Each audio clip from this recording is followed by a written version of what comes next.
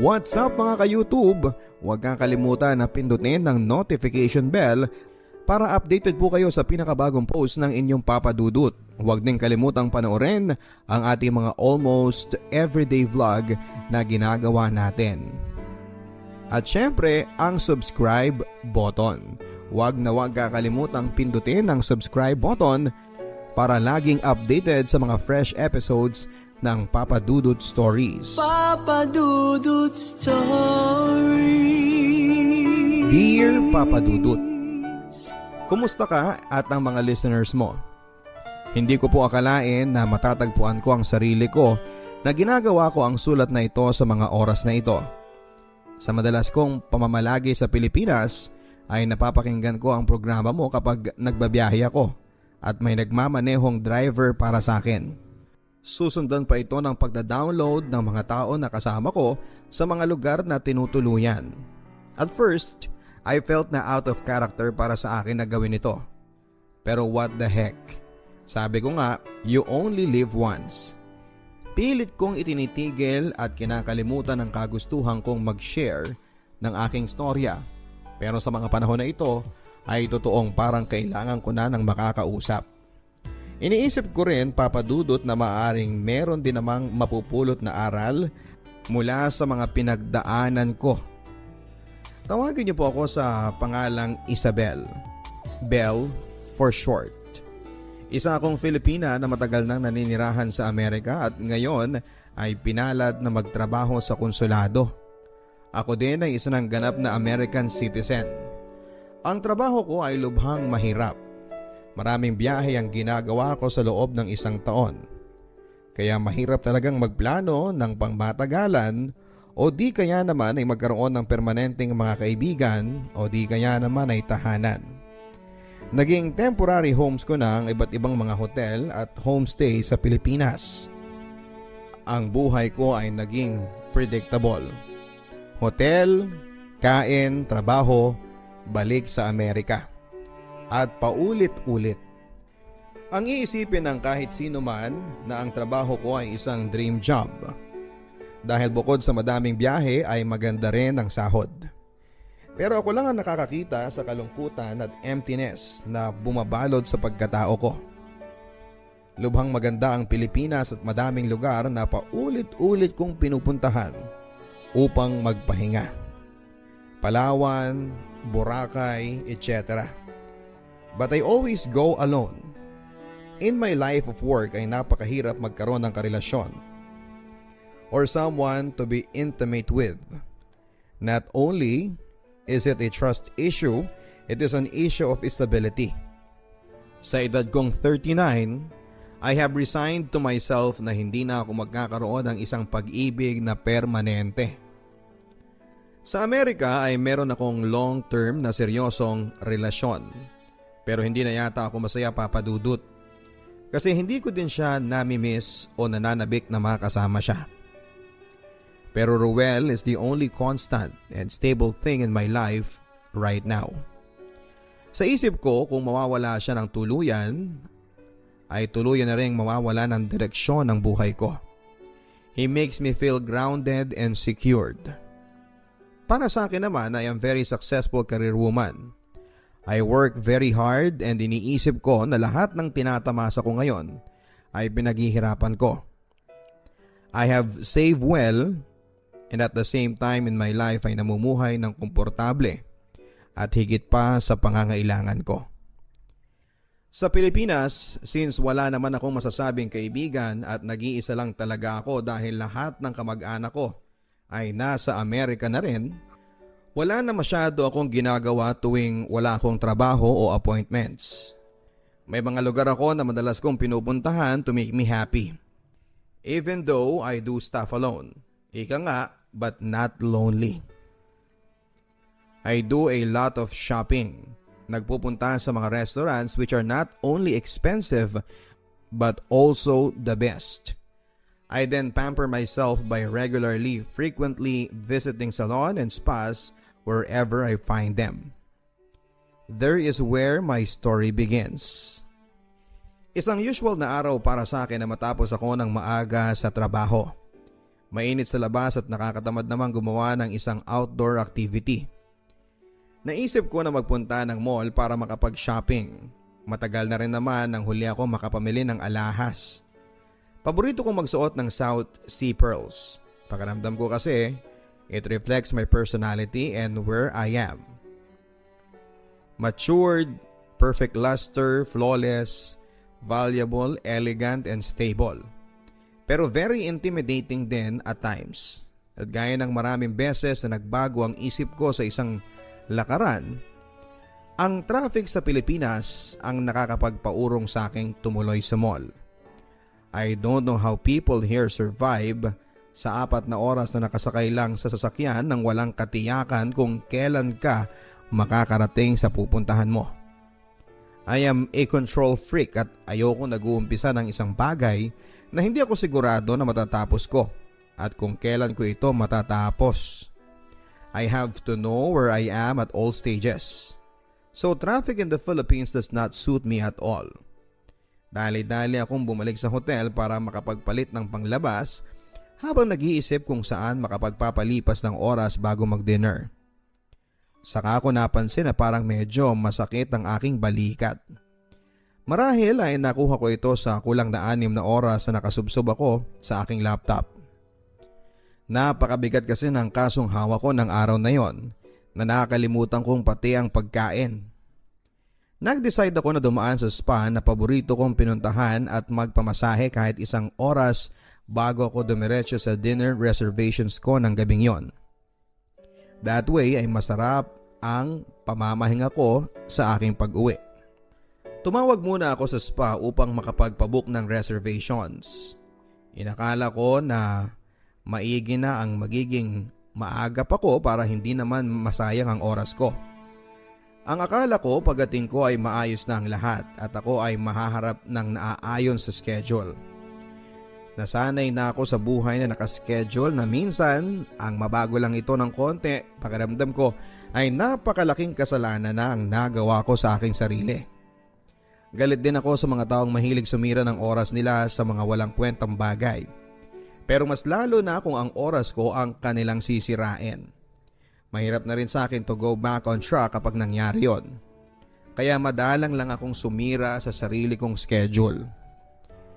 Malapit lang ang spa sa tinutuluyan kong hotel, kaya nagmaneho na lamang ako. I felt that time that I was in control. Kasi tansyado ko ang oras sa pagitan ng biyahe. Pero maling-mali pala. Ang mga sumunod na mga nangyari ay hindi ko iniisip na maaaring mangyari sa akin. Excited akong pumasok sa magandang spa na laging nakapagbibigay sa akin ng relaxation at much needed peace of mind in this crazy life. Pero I was so disappointed na pagdating ko ay halos puno ang waiting lounge. Umikot ang mata ko to get some kind of explanation sa receptionist. Tiyak ko na siya ang nagsabi na okay ang lahat at ako ay maaasikaso. Halatang nawawala na ako ng pasensya dahil tinitingnan ko na ng paulit-ulit ang relo ko. Nilapitan na ako ng receptionist at nagpaumanhin sa pagkakamaling nagawa. Tinanong niya ako kung gusto ko munang magpa-food spa para naman daw hindi masayang ang pagpunta ko. At kahit na hindi ako masaya ay pumayag na ako. Total, bukas ay palipad na ako pabalik ng California para mamalagi doon ng 3 buwan. Pwede ko namang puntahan ang chiropractor ko agad-agad. Food spa certainly was not a bad idea. Sa dulo ng mata ko ay nakita ko na parang masarap ang food spa na ginagawa ng isang therapist doon. Nakapwesto ang maliit na kwarto sa daraanan. Walang pintuan yon dahil hindi naman kailangang pribado masyado ang food spa. Medyo may edad na ang customer na walang tigil sa pagsasalita at sabay pagsilip na rin sa cellphone niya. Paminsan-minsan ay nagsiselfie pa ito. Hindi niya napansin na nakikita ko ang pasikreto niyang pagkuha ng larawan ng therapist niya. Napapailing na lamang ako. Naibaling ko ang tingin ko sa therapist na yon. Lalaki pala ang naka-assign sa kanya. Nakita ko din sa hagod ng kamay niya ang pagiging gifted niya sa foot rub. Sumusunod ang katawan sa kilos ng mga daliri niya. Halatang tapat sa trabaho niya at sineseryoso niya ang bawat hagod. Marahang sumusulyap din ito sa kanyang kliyente paminsan-minsan na tila ba ay humihingi ng pagsang-ayon sa kanyang ginagawa.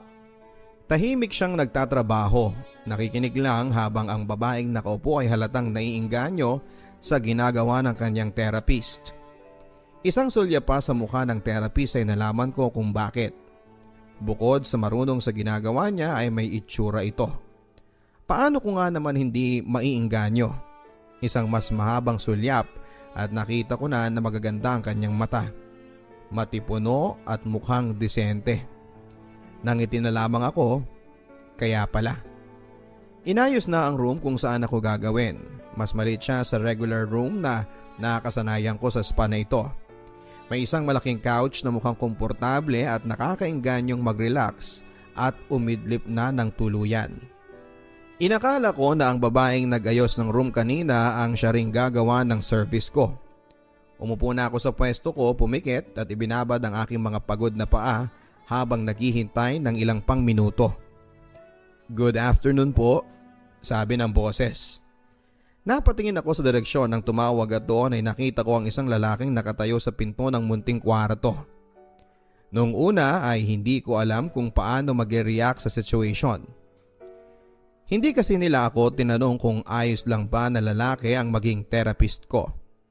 Nakahanda na ako magprotesta ng mga oras na yon dahil ni minsan ay hindi ako nagpamasahe sa lalaki. Hindi ko rin maintindihan kung bakit ang isang desenteng babae na kagaya ko ay gugustuhin na lalaki ang magmasahe sa kanya. Para lang may mali at kahit na galing ako sa modern at liberated na bansa, ay may mga bagay na ako na lubhang may limitasyon.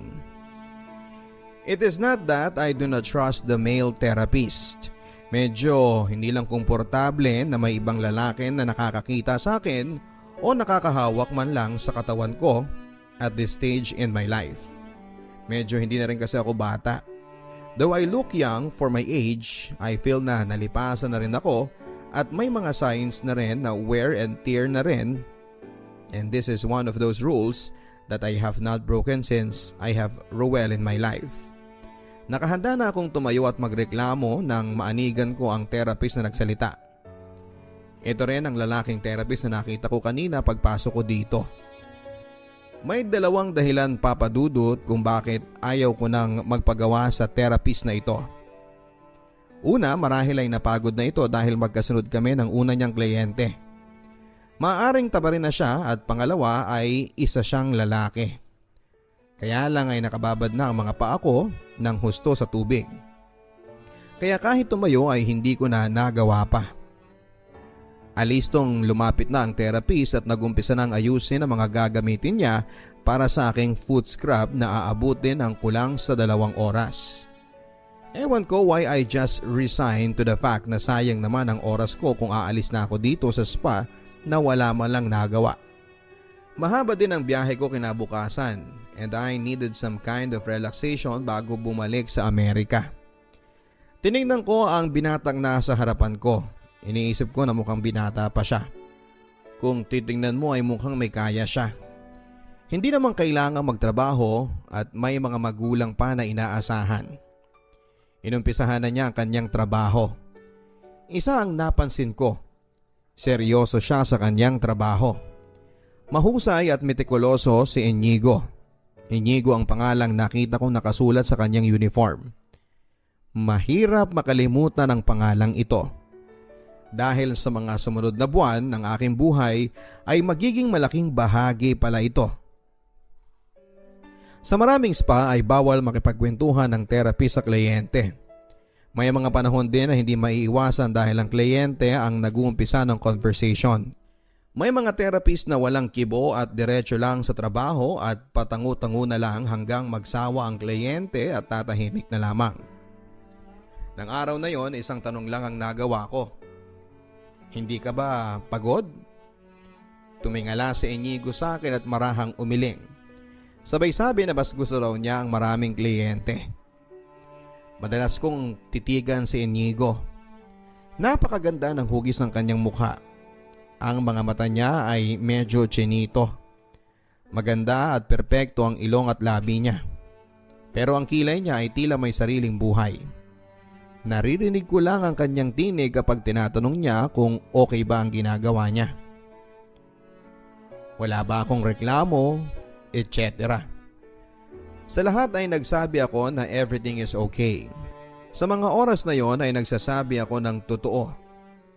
Magaan ang loob ko sa therapist na ito. Kaya naman nang tanungin niya ako kung taga saan ako ay nasabi ko ito ng walang pag-aalinlangan. I never do that. I broke my rules of confidentiality and privacy for the first time. Natapos ang ginagawa ni Inigo and I feel better after that session. I knew I was extra generous at tip ko sa kanya after his services. Napakaayos kasi niyang magtrabaho. Isa pa ay may mga sinabi siya na tumatak na rin sa isipan ko at napahanga ako sa kanya bilang anak at kapatid. Kinabukasan ay bumiyahe na ako pabalik sa Amerika gaya ng schedule ko. Buhay ay normal kasama si Ruel. Masaya naman ang buhay na di kahon. Kagaya ng dati ay ayos naman ako sa predictable na buhay namin. Wala na ang magic sa aming dalawa. Pero being both mature adults in a stable relationship ay wala naman akong dapat na ireklamo pa. Kabisado na namin ang isa't isa. I trust him very much and I am sure that he is one person I can depend on. Hindi ko tinanggal ang laman ng maleta ko dahil paulit-ulit din naman akong umaalis at bumabalik. Bumalik ako ng Pilipinas mula sa California after 3 months. Sa pagod at haba ng aking biyahe ay nag-decide ako na magpamasahe kaagad pagdating ko sa hotel. Pwede naman kasing magpatawag ng in-house massage therapist kung tamad ka nang magsadya sa spa. Unfortunately, noong araw na yon ay walang in-house massage therapist na matatawagan. Labag man sa aking kagustuhan ay nagbihis pa ako para magsadya sa spa na aking pinupuntahan. Nakalkula ko na ang oras ng pagpapamasahe. Nagsadya ako papadudot sa huling spa na pinuntahan ko kahit na walang schedule. Nagbabaka sakali lang ako. Hindi naman ako nagkamali dahil kabaligtaran ng huli kong punta ay lubhang tahimik ang spa ng araw na yon. Walang kliyente na naghihintay sa lounge. Ang mga therapist ay makikita mong pabalik-balik sa lobby na tila naghihintay ng kung ano. Sa isang sulok ng reception ay napansin ko na nakatitig sa akin ang pamilyar na mukha ni Inigo. Medyo pumayat siya at parang naiba ang kanyang buhok.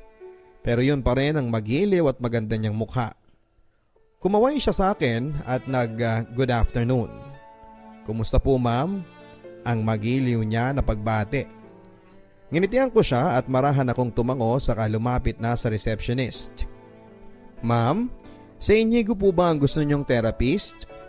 Ang tanging nasabi ko lamang ay, ha.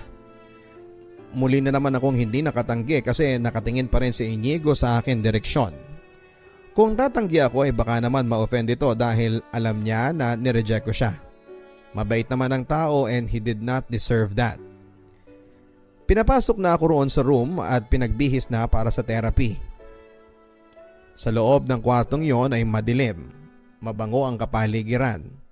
Amoy peppermint at may mahinang musika at ingay na dumadaloy na tubig na nagpapainganyo ng antok.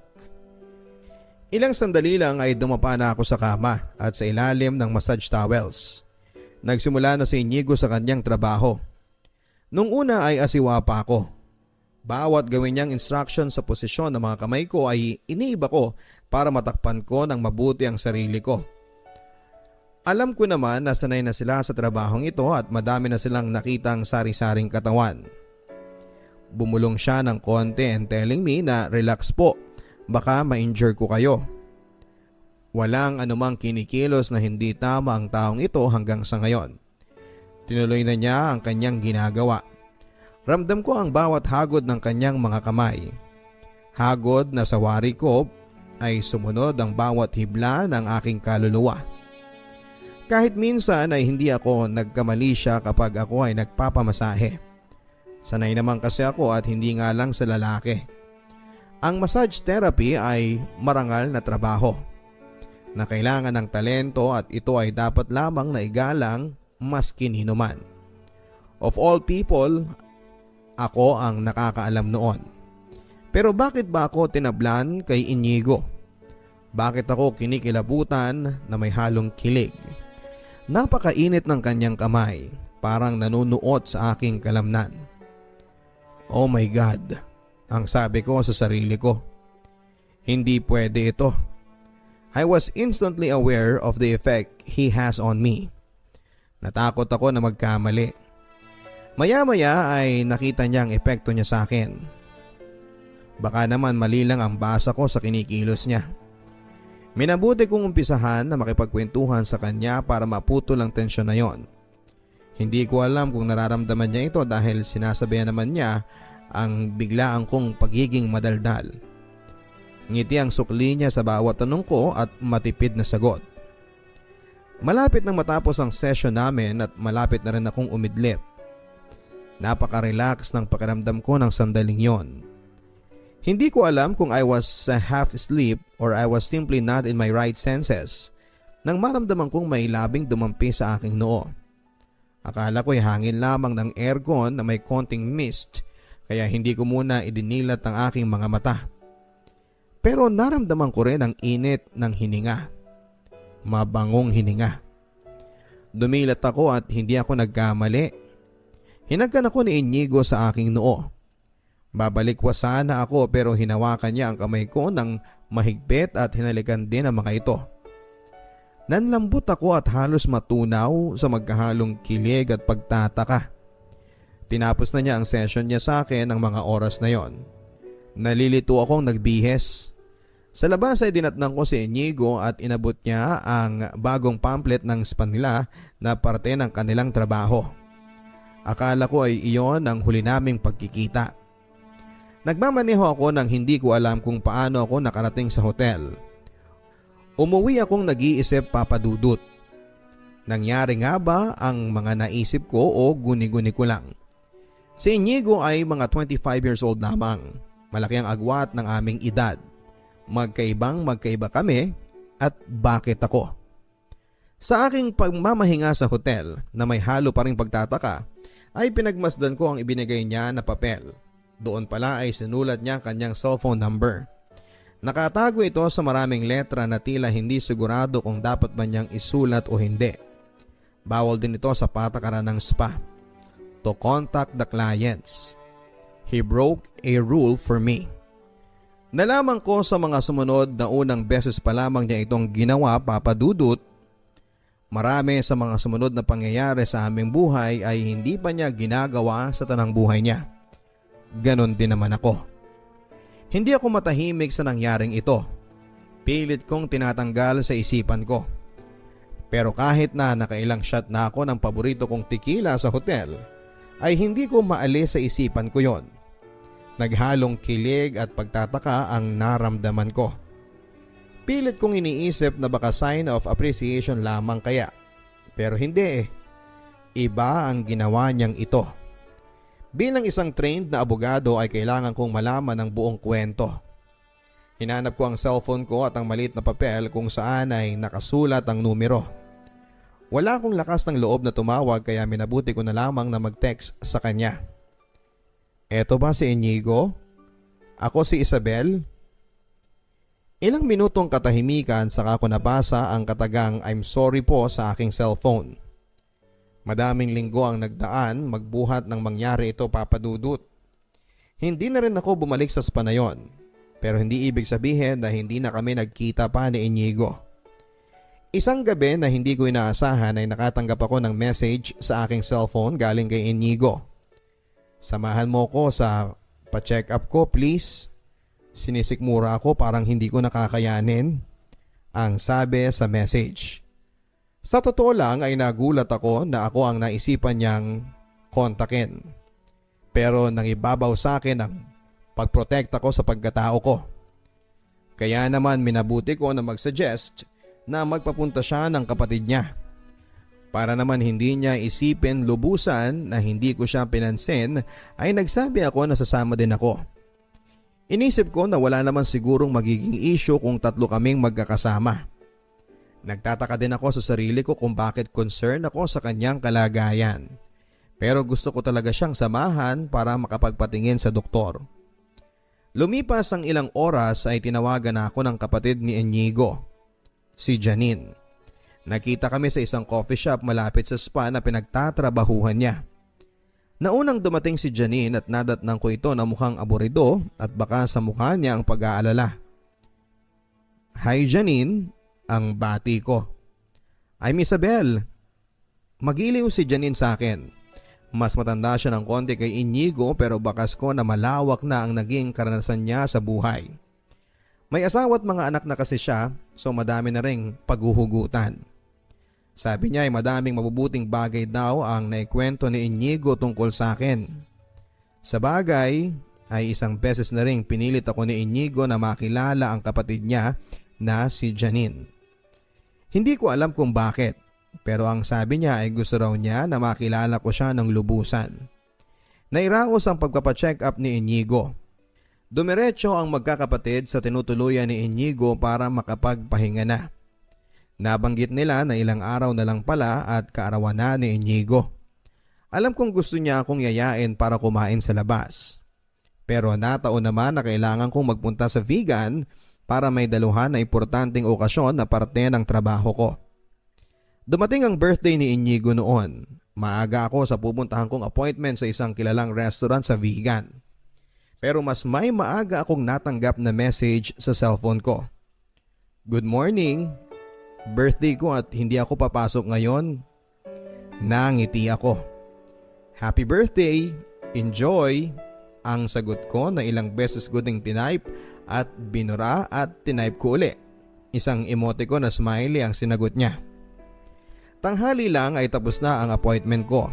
Hindi ko alam kung ano ang pumasok sa isipan ko pero gusto ko na kaagad na makabalik ng Maynila. Gusto ko yatang sorpresahin si Inigo kahit magpakita lang ako saglit.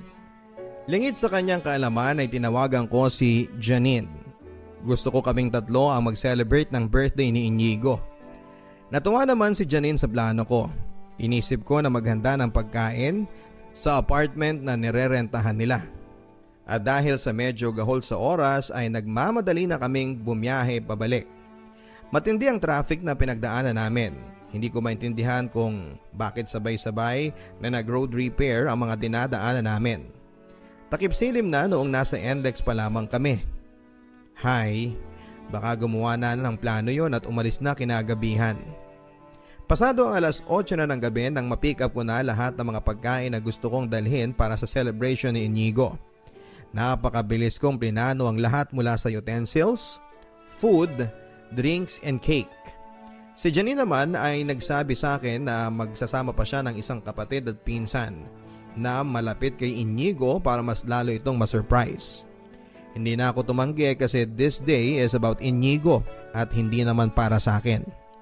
Nagtataka din ako kung bakit excited akong makita ang reaksyon ni Inigo. Nag-text muna si Janine kay Inigo para matiyak na nasa bahay lang. Nandun nga lang daw at medyo nag-shot ng konti to celebrate his birthday. Dali-dali kaming umakyat. At pigil hininga kami pero lahat kami ay sobrang excited. Naunang kumatok si Janine. Si Inigo mismo ang nagbukas ng pintuan nang tinitirhan niya. Sumilip muna siya sa maliit na pagbukas ng pintuan. Tumambad sa kanya ang grupo namin na bitbit lahat ng birthday surprise na hawak namin. Sa loob ng kwarto ni Inigo ay nailagay namin ang pagkain at kanyang handa. Kinantahan namin ng happy birthday. Nang pag-blow na ng candle ay napansin kong medyo naluluha na siya. Nilingon ko din si Janine at siya man ay medyo naluluha. May halong pagtataka ako sa mga nakita ko. Sinagot ni Inigo ang mga nagtatanong kong tingin. Ngayon lang yata na i-celebrate ang birthday ko ng medyo maayos. Bawat titig sa akin ni Inigo ay may halong pagkamangha at pasasalamat. Hindi ko alam kung tama ang interpretasyon ko, pero wari ko ay napakaligaya niya ng gabing yon. Uminom kami ng konti sa munting salo-salo na yon. Doon ko nakilala na mas lubusan sina Inigo at si Janine. Sa gitna ng kasayahan ay nakapagsalita si Inigo. Salamat at sobrang saya ko ngayon. Hindi mo lang alam. Sinabi niya para sa effort na ginawa ng lahat. Masyado siyang maligaya ngayon. Hindi ko alam kung nakadagdag na ako ang nagpasimuno pero parang sa isip ko ay iyon din ang dahilan. Noon ko na-realize na may tama na yata ako sa taong ito. Hindi pa doon natapos ang celebration ng kanyang birthday, Papa Dudut. Bago kami nagkahiwalay ng gabing yon ay in-invite niya ako sa kanilang tahanan para daw makilala ang pamilya niya, lalo na ang kanyang mama. Kahit may kalayuan ang biyahe ay hindi ko nahindian ang kanyang paanyaya. At dahil ayaw ko ding ipaalam sa aking driver ang pagsama ko na ito, ako na mismo ang nagmaneho kasama sina Janine na nakitulog na muna kay Inigo ng gabing yon. Mahirap-hirap ang biyahe papunta sa tahanan ni na Inigo. Kung tutuusin ay malapit lamang ito pero dahil sa dami ng kalsadang hindi magamit at lubak-lubak, sobrang traffic ang inabot namin. I have never driven in such bad conditions of traffic na iniisip ko tuloy na ako ay napasubo. Ilang beses din akong tinanong ni Inigo kung ayos lang ako. Sabi ni Inigo ay marunong daw siyang magmaneho, pero matagal na yon at baka nakalimutan na niya. Pero pabiro niyang nasabi na, hayaan mo, magpa-practice ako para sa iyo. Pero aaminin ko na may kung anong kiliti ang naidulot ng mga katagang sinabi niya.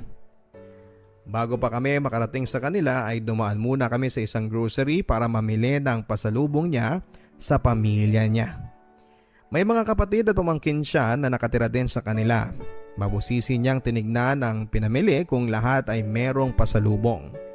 Bumili din kami ng pizza na pagsasaluhan ng pamilya sa aming pagdating. Hindi ako sigurado kung paano kumilos sa mga ganitong pagkakataon. Matagal na rin ako sa estado kong ito at madaming bagay ang hindi ako sanay na ginagawa. Sa Amerika, you do not expect to be treated special or any differently. Pero sa Pilipinas ay ibang-iba. Napakabait ng pamilya ni Inigo, lalong-lalo na ang kanyang ina. Walang sandali na ako ay iniwan niya. Bagkos ay siya ang nakasama ko halos sa buong panahon na nandun kami kina Inigo.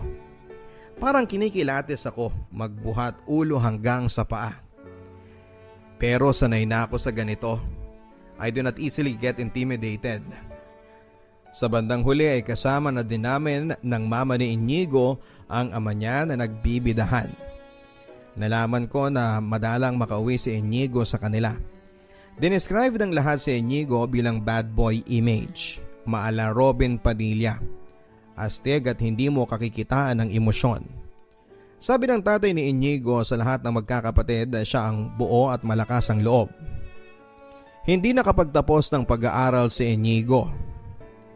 Hindi kaya ng payak nilang pamumuhay ang makapagtapos ng kolehiyo kahit isa man lang sa magkakapatid.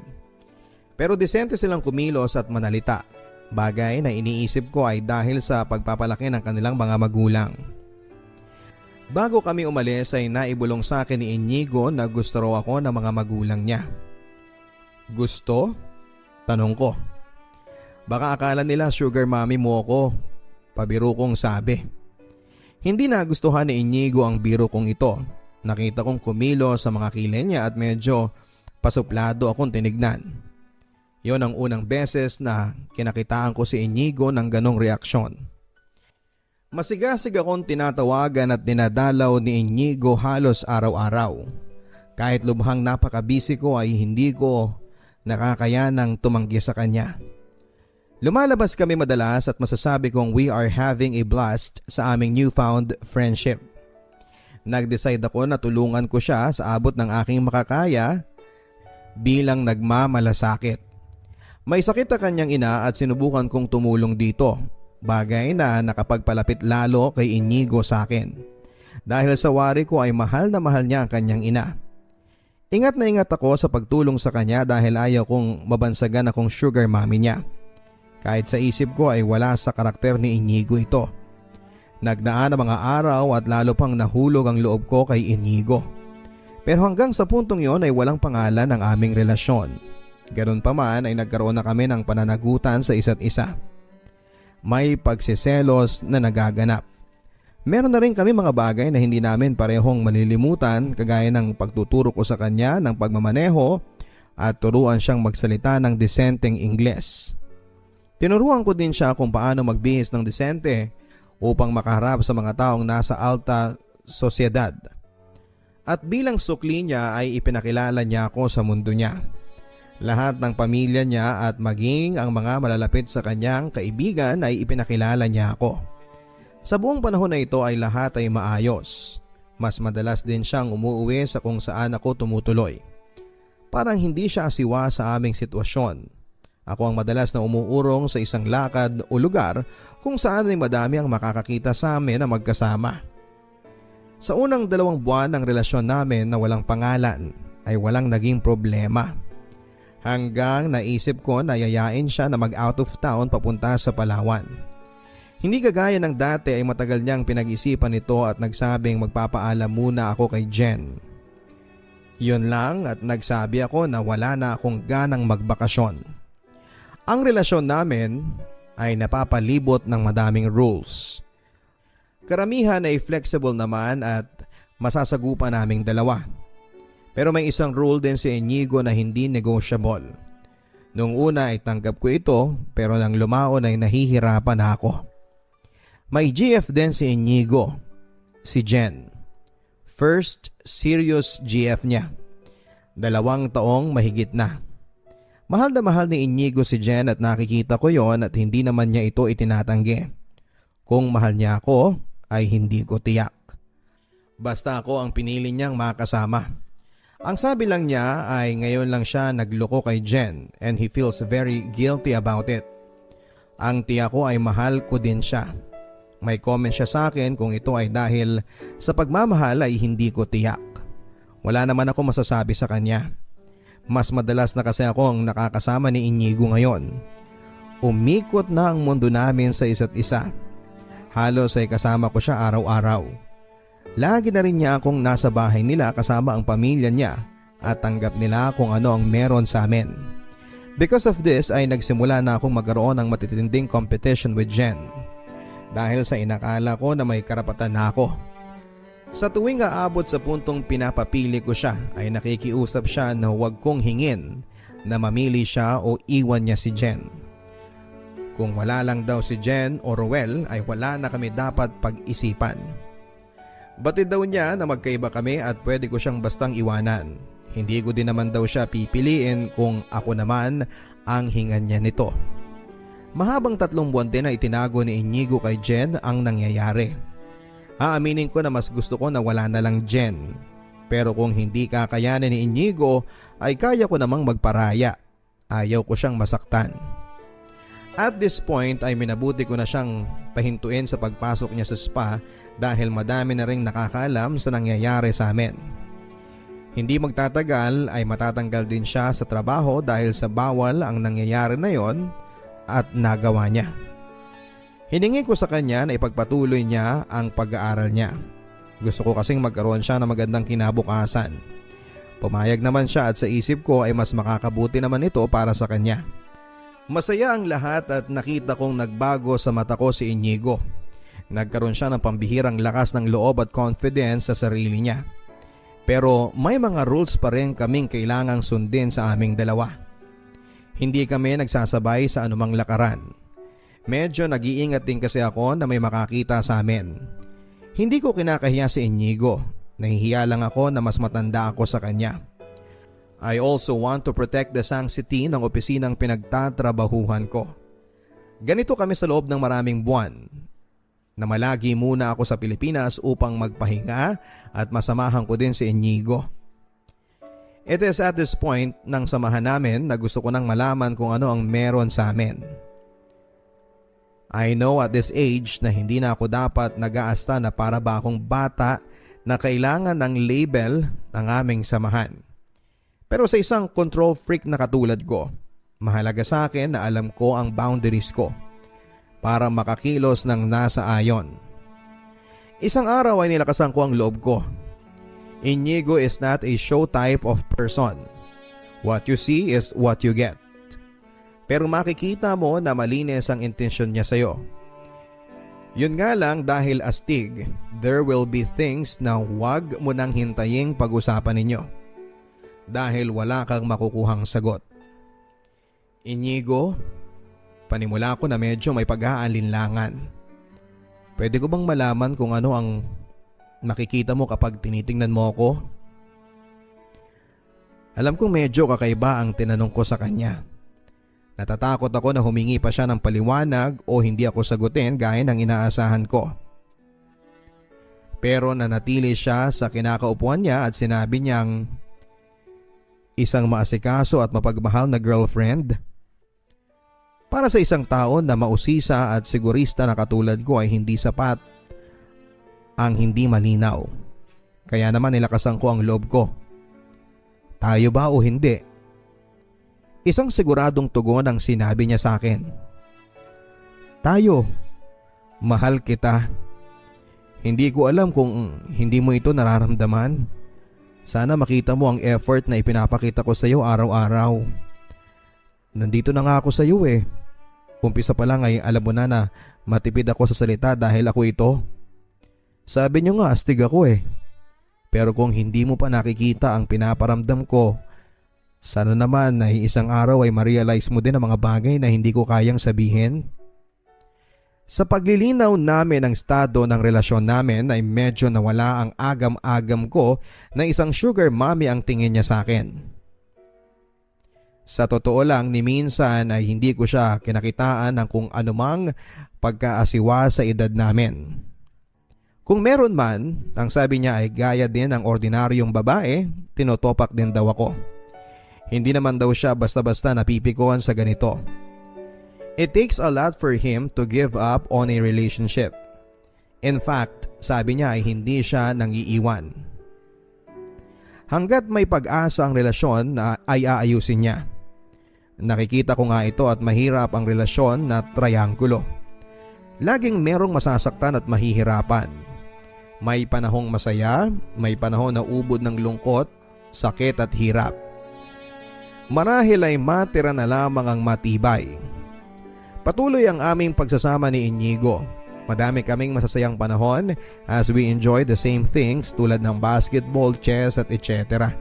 Kung kami lang papadudod ay wala talaga kaming pag-aawayan. Mahal na rin ako ng pamilya niya kaya lalong lumalim ang relasyon namin. Regular na kaming bumibisita sa kanila at ito ay laging isang masayang panahon. Nagustuhan ng mga magulang niya na sinisigurado ko na regular ang dalaw namin para makabanding nila ang anak nila. Even then ay nakakahalata na po si Jen. Napadalang na ng padalang ang pagkikita nila ni Inigo. Madalang na rin siyang dinadala sa kanyang mga magulang. Naging umpisa na ng madalas nilang pag-aaway yon. At tuwing nagwawala si Jen, walang abog-abog na aalis si Inigo. Isang tawag lang kapag pakiramdam niyang nawawala na sa sarili si Jen ay magpapaalam na ito para ayusin niya si Jen. Kung ako ang masusunod ay hindi ko siya papayagan pero wala akong magagawa. Kagaya ng sinasabi ni Inigo hanggat kaya niyang isalba ang relasyon nila ay gagawin niya. Minsan ay iniisip ko din na paano kung ako naman ang mag-demand. Ang sabi ni Inigo sa akin ay nasa iyo na ako. Wala ka na dapat ipag-alala pa. Wala siyang alam, mas maigi ang kalagayan mo sa kanya. Lahat ng taong importante sa akin, alam ang tungkol sa atin dahil hindi naman kita tinatago. Kaya sana naman ay magtiwala ka na walang magbabago kahit na umalis man ako sa tabi mo o mawala sandali. Noong una ay nakikitaan ko ng pagbabago sa pag-uugali niya kapag bumabalik siya sa akin mula sa pagbisita niya kay Jen. Parang lumalamig o imagination ko lang ang lahat. Hindi ko na malaman. Parang na-paranoid na ako sa mga pangyayari. Basta umaalis siya sa tabi ko pero mauulit muli na naman na babalik siya at umuuwi sa akin at bumabalik sa normal ang lahat sa aming dalawa. Isang araw, isang hindi inaasahang pangyayari ang nangyari sa asawa ni Janine, kapatid ni Inigo. Si Carlos ay isang OFW na nagtatrabaho sa Guam. Kailangang umuwi ng mabilisan si Carlo dahil sa kalagayan ng kanyang may sakit na ama. Nahihiyang humingi ng tulong ng diretso sa akin si Janine. Kaya naman dinaan niya ito sa Facebook account ng kanyang kapatid na si Inigo. habang nagchat sila. Hindi ko man siya diretsyong matutulungan sa linya ng trabaho ko ay may mga tao akong kilala na makaka-assist sa kanya. Dali-daling sinagot ni Inigo ang Facebook account niya at nagsabing tutulungan ko siya. Okay na sana yon, kaya lang ay madami pang mga bagay na napag-usapan sa chat session na yon. At nabanggit ang mga ilang bagay na hindi namin dapat sinulat sa chatbox na yon. Nawaglit kasi sa isip ni Janine, maging si Inigo na alam ni Jen ang password ni Inigo. Siya kasi ang gumawa ng account. And up until I came into his life, wala namang pangangailangang magpalit ng password si Inigo. Pero dahil sa mga nakaraang buwan ay naghihintay lamang ng kahit na anong senyales si Jen na tama ang kutob nito na may iba na si Inigo. Hindi nagtagal ay tumunog ang cellphone ni Inigo. Kaagad-agad na naging balisa ito at dali-daling nagpaalam sa akin. Nangingilid ang luha ko kasi aalis na naman siya. At sa estadong ito ay walang katiyakan kung siya ay babalik pa. Isang linggo na hindi ako pinuntahan o nagparamdaman lang si Inigo. Dahil sa halos sa akin na siya umuuwi ay nanibago ako ng husto. Naparalisa ako ng lungkot at pangungulila. Nang bumalik siya ay nagsabi sa akin na nakatunog na si Jen at sinabihan ako na iiwan na niya ako. Ikinuwento niya ang detalyeng ito habang umiiyak sa dibdib ko. Sa dinami-dami ng taong pinagsabihan niya ay ako pa. Palagay niya ba ako ay manhid at walang pakiramdam? Masakit ang tagpong yon. Sa loob ng isang linggong ito ay parang nagdilim ang mundo ko. Pilit kong pinapaandar ang kalmante at rasyonal na pagkatao ko. Sa halip ay naging tipikal ako na babae na nagsiselos para sa taong mahal niya. Minsan ko nang hiningi na mamili na siya. Hindi niya daw maiiwanan si Jen. Nag-decide ako na ako na lang ang lalayo. Pero ang sabi niya ay hindi rin niya ako kayang mawala. Ang sabi ni Inigo ay hindi daw magtutugma ang mundo namin anuman ang gawin namin. Pangarap lang daw niya ako. At isang araw ay magigising siya na nananaginip lamang siya. Dahil hindi ko naman siya kayang panagutan. Awang-awa ako kay Inigo, Papa Dudut. He lived a double life for a while. Naging mabuting karelasyon naman siya sa amin ni Jen sa mga panahong kasama namin siya. Hindi siya yung tipo ng lalaki na playboy lang kaya parehong seryosong relasyon ang meron siya. Walang pastime etc. Hindi laro sa kanya kaya nahihirapan siya. Isa lang naman ang puso ng tao at hindi dapat dalawa ang laman nito. Kapag pupunta siya sa kanya ay hinuhubad niya ang lahat ng magarang kasuotan na nakasanayan na niya na galing sa akin. Hindi rin siya gumagamit ng sasakyan ko. Ang sabi niya ay hindi tama na gamitin niya kahit na anong nanggaling sa akin kapag nagpupunta siya kay Jen. Titiisin niya ang init at hirap. Wala lang kaming parehong masabi. Kahit may sakit siya ay pupuntahan niya siya para lang tumupad ito sa usapan. Pupuntahan niya ako miski pa nasa bingit na rin siya ng kamatayan. Alam ko lahat ng nangyari sa aming tatlo, kung paanong may iba na si Inigo. Umaga pa lang ay nababalot na ng kasinungalingan si Inigo. Minsan makikita ko siyang nakatulala, malalim ang iniisip at hindi siya marunong bumitaw kapag nagmamahal siya. Si Jen ang bukod-tanging walang alam. Ang sabi ni Inigo ay mas mabuti raw ang kinakatayuan ko dahil wala siyang naitago sa akin at lahat ay napag-uusapan namin. Pero sa pananaw ko ay pareho lang ang situation namin ni Jen, walang madali. Ang sabi ni Inigo ay hindi daw magtutugma ang mundo namin anuman ang gawin namin. Pangarap lang daw niya ako at isang araw ay magigising siya na nananaginip lamang siya. Dahil hindi ko naman siya kayang panagutan. Mahirap lunukin, Papa Dudut, pero tama ang sinabi ni Inigo.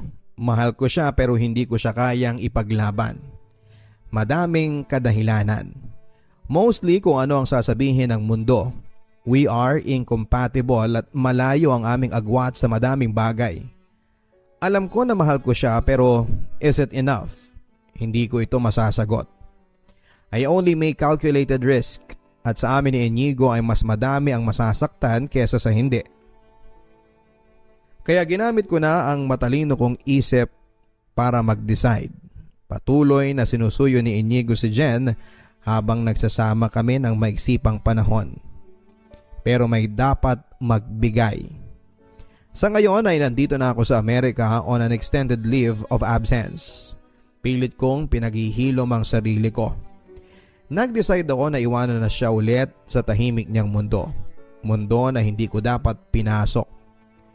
Ito ang pinakamahirap kong ginawa sa isang relasyon. Ang magparaya ng walang inaasahan. Hindi na nga ako nakapagpaalam kaya nasaktan din siya sa tiyak ko. Nangungulila pa din ako kay Inigo at alam kong nasasaktan siya sa bigla kong pag-alis. Kahit na hindi ako ang kanyang buhay ay malaking bahagi na siya ng sa akin. Pinili kong lumayo para sa ikakaligayan niya ng tuluyan. Nakipag-break na rin ako kay Ruel at tuluyan na kasing nakuha ni Inigo ang puso ko. Wala nang lugar para kanino pa man sa ngayon ang puso ko. Aaminin ko na mahal ko siya. Kahit we have absolutely nothing in common. Our status in life, intellectual, physical aspects are exact opposites. We also live worlds apart. Hindi siya interesado sa Amerika. Simpleng tao lamang siya. Kinailangan kong tanggapin ito lahat-lahat. Kinailangan kong pagdaanan ito para maramdaman ang mabuhay. Para magmahal ng ibang tao at ng kapwa. Para makita na ang buhay ay hindi naaayon sa schedules at rules na ipapataw mo lamang sa sarili mo. Pinagdaanan ko din ito upang iparana sa taong pinakamamahal ko na mahal ko siya to the point na kaya ko siyang pakawalan. Ang katotohanan na mawawala din ako sa kanya ay isang bagay na tinanim na naming pareho sa aming isipan. Ito ay katotohanang dapat naming harapin para makapag-move on. Dahil ako ang mas nakakaunawa. Ako na rin ang unang nagparaya. What happens now, only time will tell and may heal. Idinadasal ko na lang sana ay mabilis ang paglimot. Nakakapagod na rin kasi. Salamat Papa Dudut at sana po ay may aral na napulot sa story na ito kahit na konti. Sincerely, Isabel.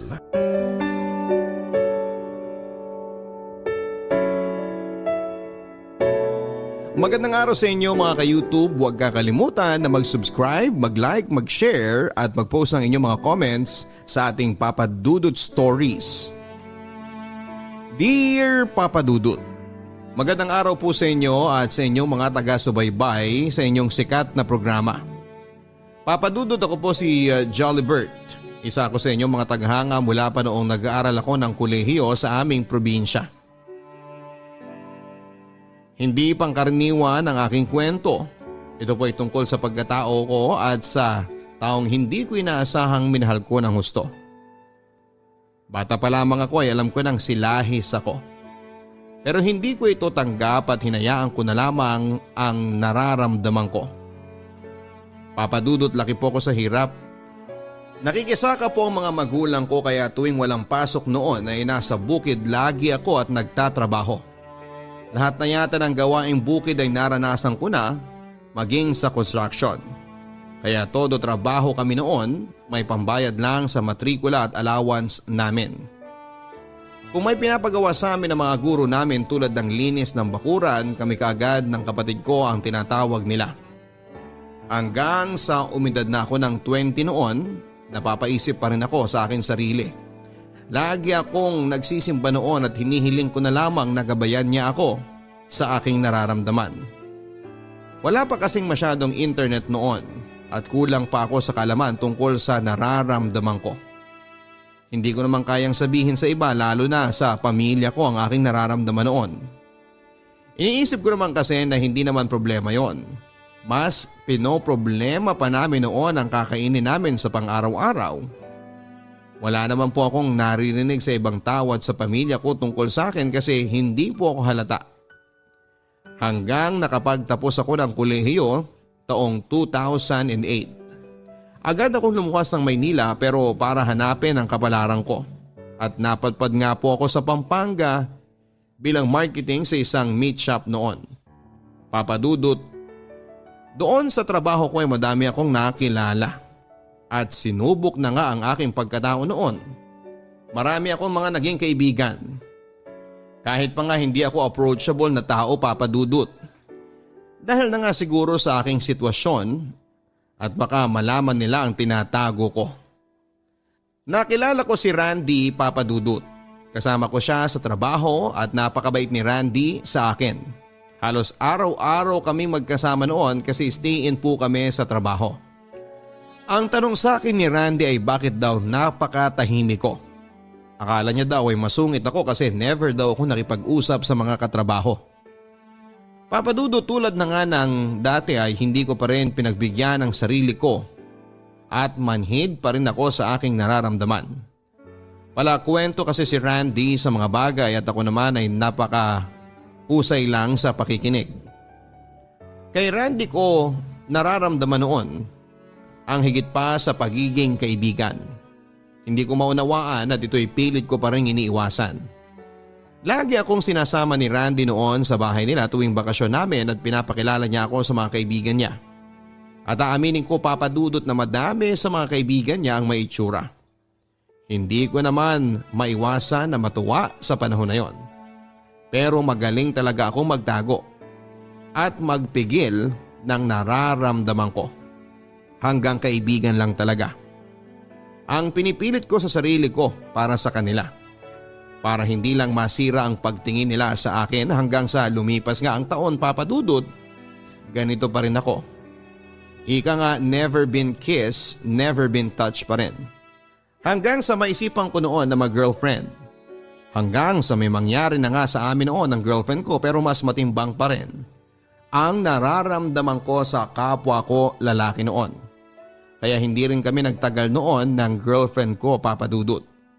Hanggang naisipan ko noon na mag-abroad at iniisip ko noon na bukod sa dagdag kita ay maiiwasan ko siguro ang iniiwasan kong pagbigyan ng sarili ko sa nararamdaman ko. Pero nagkamali pala ako, Papadudot. Mas tumindi pa pala ang naranasan ko noon. Nag-apply ako bilang service crew sa Saudi at agad naman akong natanggap noon. Habang nasa agency ako noon, para magpapirma ng kontrata ko ay hinihintay na lamang ang flight paalis. May tumabi sa akin noon na hindi ko kagad siya pinapansin kung ano ang itsura niya kasi hindi naman ako approachable na tao. At biglang nagsalita sa tabi ko na, "Pre, sa Saudi ka rin ba?" Sabi ko, "Oo pre, ikaw ba?" Ganon din daw siya. At iisa lang pala ang aming kumpanya. Pagkatapos namin sa agency ay nagaya si Edres na sabay kaming umuwi sa Quezon City. Doon pala siya nakatira sa auntie niya at ganon din ako.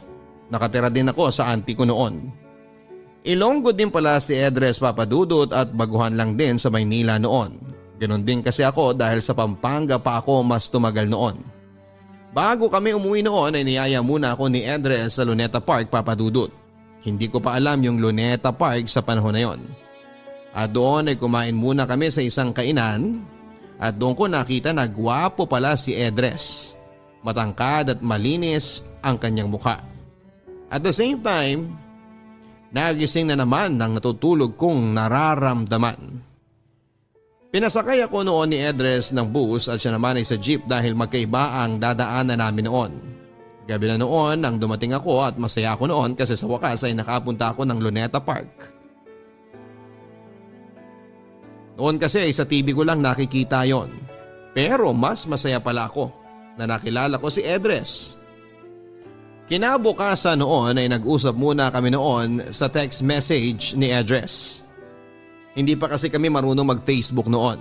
Habang naghihintay kami ng flight namin noon ni Edres ay yayaan kaming gumala lalo na sa Quiapo Church noon. Hindi nga lang siya pumasok dahil Baptist Christian siya at pastor pala ang papa niya.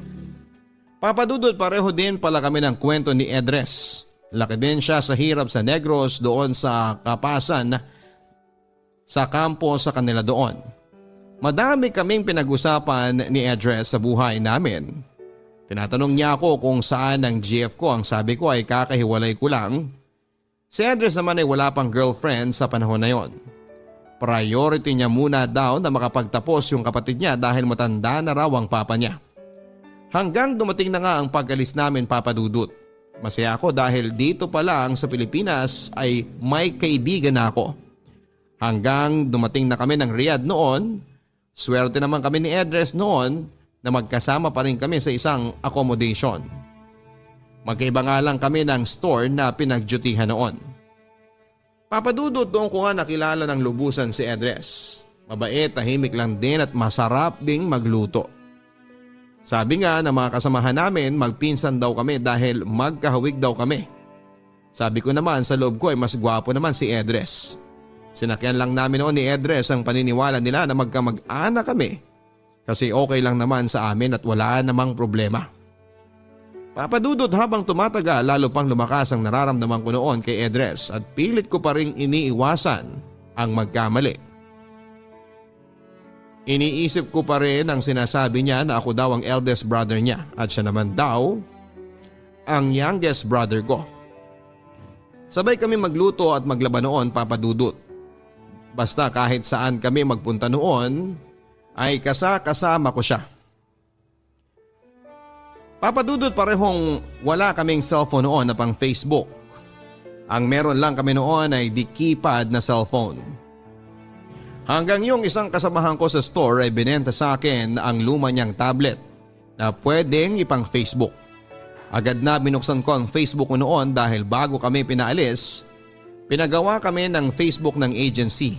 Sa panahon na yon, Papadudot ay isa lang ang gamit na phone na pang Facebook namin ni Edres. Kaya kung magla-log out ako ay pinagla-log in niya rin ako ng para sa kanya. Oo, alam naming pareho ang Facebook account namin at okay naman yon sa akin at wala naman akong personal na tinatago sa Facebook. Magkatabi kami niya ni Edres sa higaan, Papadudot, at hindi niya alam na iba talaga ang nararamdaman ko sa kanya na pilit ko pa rin iniiwasan na mangyari dahil ayaw kong mapahiya. Kung mangyari man, Papadudot. Ramdam ko rin noon na si Edres ay parang ang gaan na talaga ng loob niya sa akin. Minsan tinatanong niya ako na bakit hindi man lang daw ako nagagalit. Normal lang daw ba ako? Ang sabi ko naman ay nagagalit naman ako, Papadudot, pero never ko talagang pinapahalata sa kanila. Hanggang lumipas ang 1 taon, Papadudot, na magkasama kami ni Edres bilang may dumating sa buhay namin na hindi namin inaasahan na susukat sa aming sarili na magkakawalay pala kami. Nailipat kami sa kanya-kanyang lugar noon, Papadudot. Ako ay nalipad sa boundaries ng Saudi noon. Labis ang lungkot namin noon, Papadudot, at naramdaman nga namin ang tinatawag na homesick noon. Buti na lang sa panahon na yon ay may Facebook na kami at tuloy pa rin ang communication namin ni Edres. Agad akong tumawag kay Edres para kumustahin siya. Agad kong narinig na malungkot ang boses ni Edres na umiiyak at gusto niya raw na umuwi noon at ayaw na raw niyang pumasok. Agad ko naman siyang pinayuhan noon na kaya natin to at kailangan lang nating matutong mag-isa sa buhay. Napaiyak din ako, Papadudot, at naawa ko kay Edres sa panahon na yon. Iniisip ko na kung sino ang kasama niyang bumili ng tubig, ng pagkain. Bata pa kasi si Edres noon, Papadudot. 18 years old pa lamang. Ako naman ay 22 years old at first time niya rin na himuwalay sa pamilya niya. Hindi katulad ko na matagal na ako sa Pampanga na nalayo sa pamilya ko. Agad akong nangako sa kanya na araw-araw ko siyang kukumustahin sa Facebook. Ginawa nga namin yon. Walang araw na hindi kami nag-uusap, Papadudot. Ako naman parang hindi kompleto ang araw ko kapag hindi kami nag-uusap. At hindi ko siya nakakamusta. Alam ko na noon sa sarili ko na mahal ko na si Edres na hindi ko pa rin kayang sabihin sa kanya. Hanggang nangako kami pareho na tapusin namin ang kontrata at sabay kaming uuwi ng Pilipinas at mag-a-apply muli.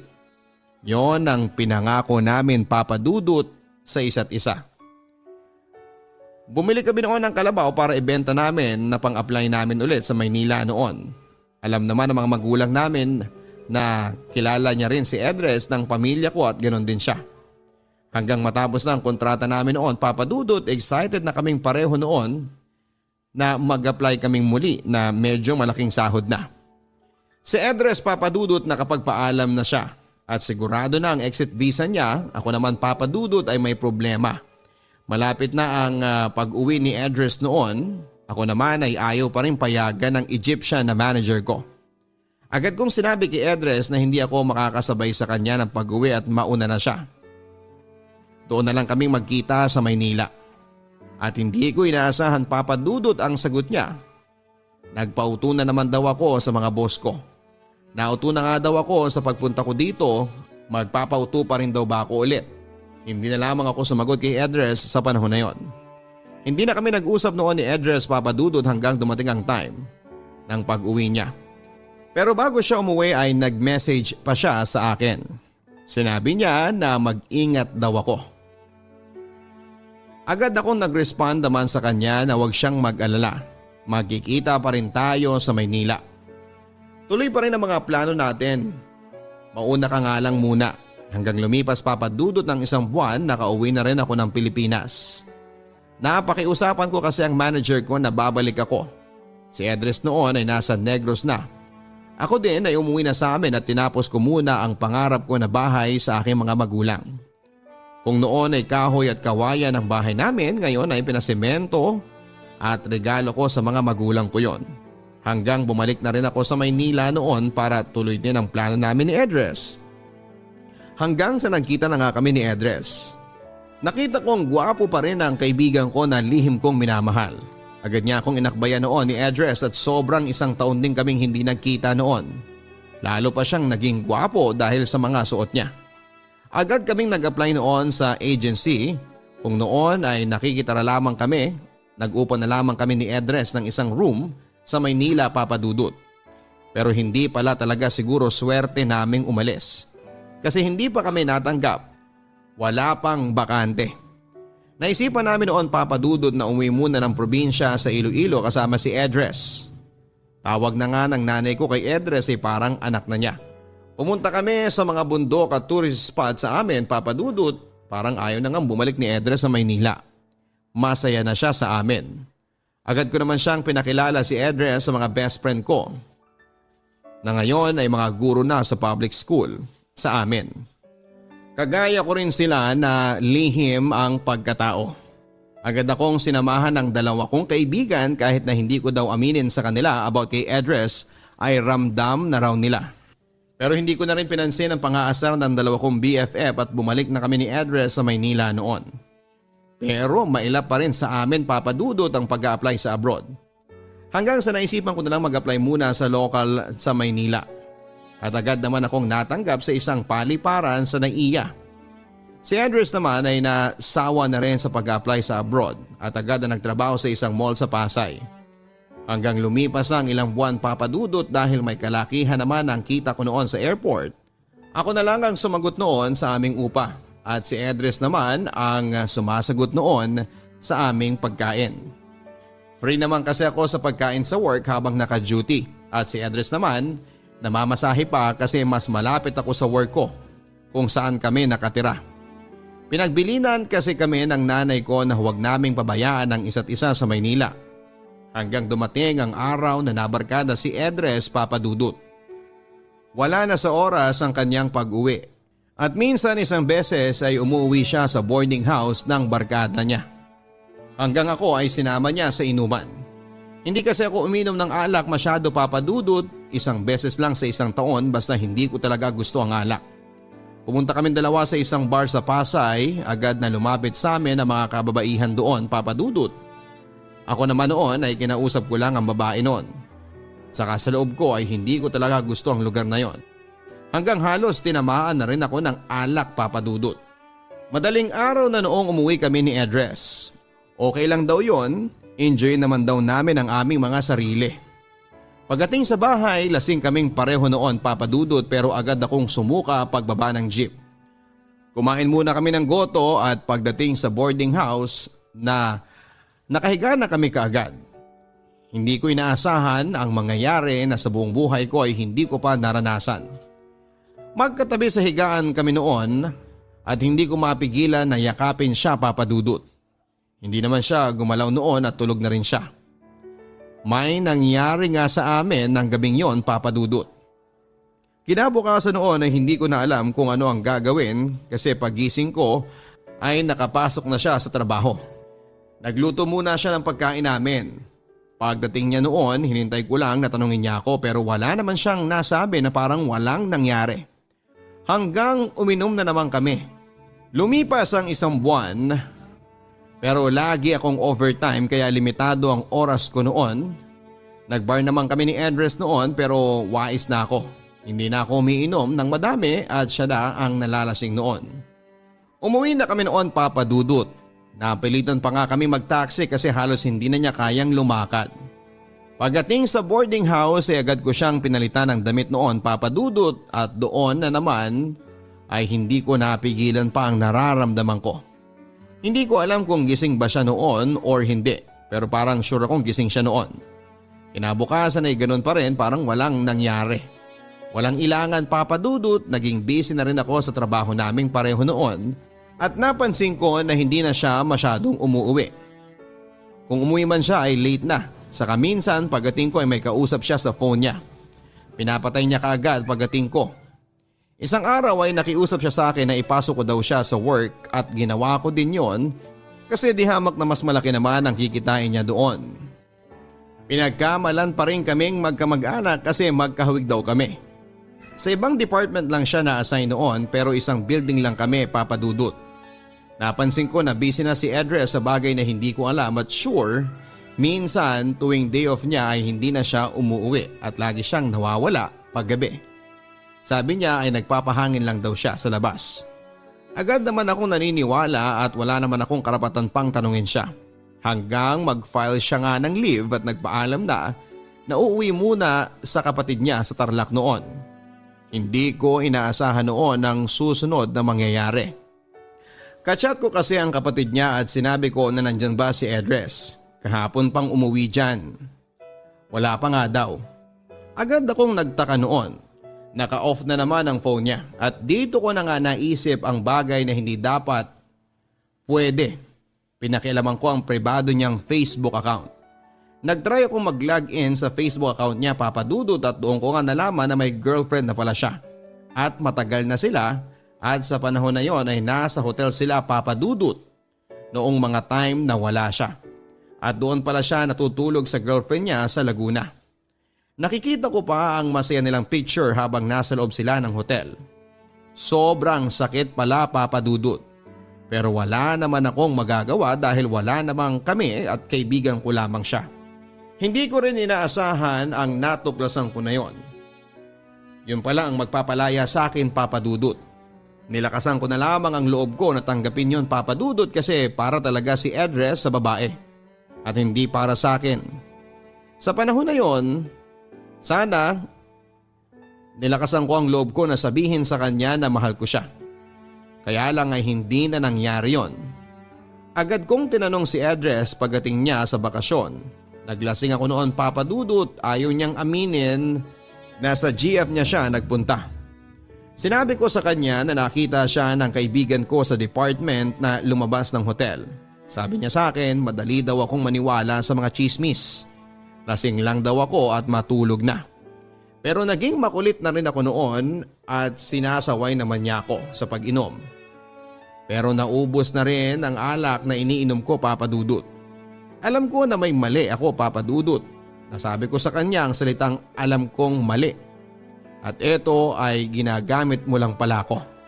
Uminit ang diskusyon namin, Papa Dudut, at sinabi niya na oo, meron siyang GF at ilang buwan ang buntis. At sinadya niya daw na ilihim sa akin para hindi daw ako masaktan. Ano raw ba ang problema ko? Kasi magkasama daw kami ngayon sa bahay. Lalo pang uminit ang diskusyon na yon, Papa Dudut, pero never naming pinagawa yan ang tungkol sa pera. Hanggang sa hindi ko inaasahan na may tulo na pala ng dugo sa bibig ko dahil sa lakas ng suntok niya sa akin. Umabot na nga kami sa pisikala noon, Papa Dudut. Nagdilim na rin ang paningin ko at agad akong gumante sa kanya. Alam ko kasi na mas kaya ko siya. Nagpakawala ako ng suntok at hindi ko alam kung saan tumatama sa kanya. Namalayan ko na lang na may nakayakap na sa akin at nagsalita na tama na. Ako to, ang special friend mo. Agad akong tumigil at niyakap ko siya, Papa Dudut. Agad kaming nahimasmasan at nagsorry kaagad ako sa kanya. Dinala ko siya noon sa ospital dahil napuruhan ko pala siya sa mata at may dugo na rin yung puti sa loob ng mata niya na namaga pa. Agad kaming sumakay ng taxi at pumunta sa isang private hospital sa Makati. Dahil ito ang pinakamalapit sa amin. Agad kaming lumipat ng ospital dahil mahal pala dito. Doon sa ospital ay may incident report kasi kakasuhan ko daw yung nagbugbog sa kanya. Pero hindi ko inaasahan ang sinabi ni Edres. Sabi niya lang ay aksidente lang daw na tinamaan ng kahoy siya. Agad siyang ginamot at nagpa-medical exam. Buti nga at wala naman daw damage ang sabi ng doktor. Buti nga at may kaunting ipon pa ako noon. Lumabas na kami at dumaan pa kami noon sa convenience store at kumain muna ng siopaw na lagi naming kinakain noon. Habang kumakain kami ay hindi ko kaya siyang tingnan, Papa Dudut, dahil maga ang dalawang mata niya at may dugo pa. Pinuruhan ko daw siya. Buti raw sa akin ay bibig lang. Nag-face mask na lang ako noon, Papa Dudut, hanggang lumipas ang 3 buwan pa. Magkasama pa rin kami sa isang boarding house noon sa kabila ng nangyari sa amin. Hanggang isang araw ay kinausap na ako ni Edres at tinatanong, "Hindi ba gusto mo nang maging malaya? Ito na siguro yung time na yon. Malaya ka na. Salamat na lang sa lahat." Isa lang ang sinagot ko noon, Papa Dudut. Ang sabi ko ay oo, ganun talaga. Kailangan talaga nating maghiwalay dahil yon ang tama. Papa Dudut, sobrang sakit pala kapag hihiwalay ka na sa taong tunay na minamahal mo. Tinuloy ko pa rin ang buhay kong mag-isa kahit magkasama kami sa isang kumpanya ay tuloy pa rin ang buhay. Kahit masakit, sobra, hanggang sa nag-file ako ng bakasyon noon. Nagpunta ako mag-isa sa Baguio, 1 linggo ako doon. Pagbalik ko ng Maynila ay tuloy pa rin ang buhay para lubos ko siyang makalimutan dahil magkasama kami. Sa trabaho ay inisip ko mag-resign sa trabaho at bumalik na lang sa Saudi, Papa Dudut. Hanggang ngayon ay tuluyan na akong nakapag-move on sa kanya. Lagi kong kausap ang nanay ko at sa tuwing kausap ko ang nanay ko ay lagi niyang tinatanong sa akin si Edres.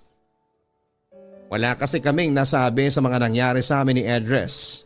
Ayaw kong mag-alala ang nanay ko. Lagi ko na lang sinasabi na nanay, okay naman si Edres. Lagi kami nag-uusap noon, sabi ko na lang para hindi na humaba pa ang usapan.